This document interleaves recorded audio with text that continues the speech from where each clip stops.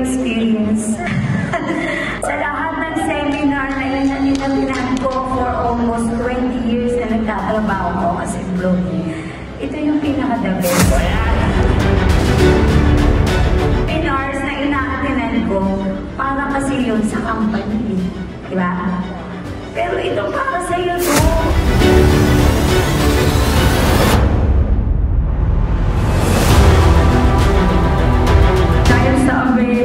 Mahirapan ako, pero sa totoo lang,